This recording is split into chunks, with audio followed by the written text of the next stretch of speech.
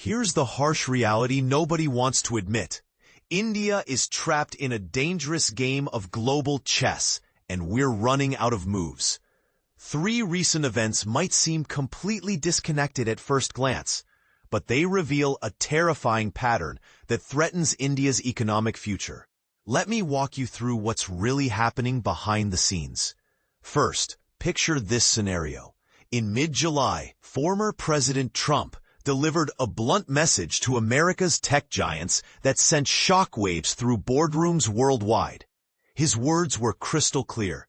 You cannot hire Indians, establish manufacturing operations in China, and then stash your profits in Ireland. But here's where it gets controversial. This wasn't just political posturing. Trump immediately backed up his rhetoric with economic warfare, slapping a brutal 25% tariff rate on goods flowing from India to the United States. And this is the part most people miss. He didn't stop there. Another crushing 25% tariff followed, specifically targeting India's decision to continue purchasing oil from Russia despite international pressure. Now, if you think that's where the story ends, you're wrong. The second development hit closer to home, when Microsoft, without much fanfare, suddenly pulled the plug on provider services to Nayara Energy. For those unfamiliar, Nayara Energy operates as a Russian-owned oil refining company based in India. The timing? They're connected by an invisible thread that's reshaping how nations interact economically in our modern world. We're witnessing the birth of what experts call geo-economics, a new reality where economic policies and trade relationships have become weapons of international influence. Think about it for a moment. When major powers like the United States and China can weaponize every single piece of trade, every business deal, and every supply chain, where does that leave India? The uncomfortable truth is that India finds itself caught in the crossfire, unable to rely on either superpower for the mission-critical technologies and products that keep our economy running. This brings us to a controversial question that policymakers are desperately trying to avoid. Can India's government actually save us from this hostile new world order? The answer isn't as straightforward as you might think. The logical solution seems obvious. India must develop the capability to manufacture these essential technologies and products domestically. We need to become self-reliant, not just as a political slogan, but as an economic necessity.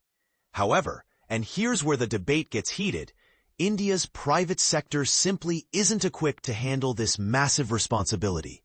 Unlike countries such as South Korea or Japan, which built their industrial capabilities through a combination of government support and private sector innovation, India's corporate landscape lacks the technological depth and manufacturing expertise required for such a monumental task. Our private companies have spent decades focusing on services and assembly rather than developing core manufacturing capabilities.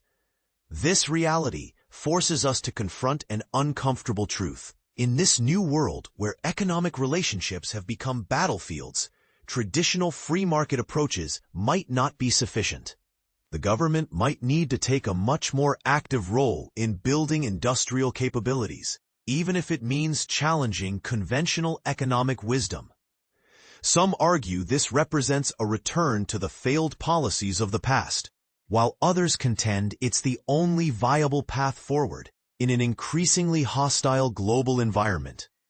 The question isn't whether this approach is ideologically pure, but whether it's practically necessary for national survival.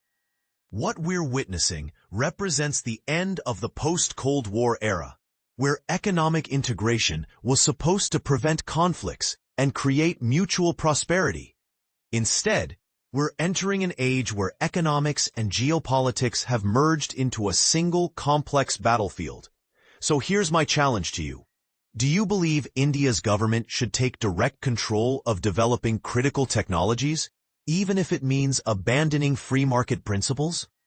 Or should we continue trusting the private sector to eventually develop these capabilities, knowing that foreign powers can disrupt our progress at any moment? This isn't just an economic debate. It's about India's sovereignty and future security.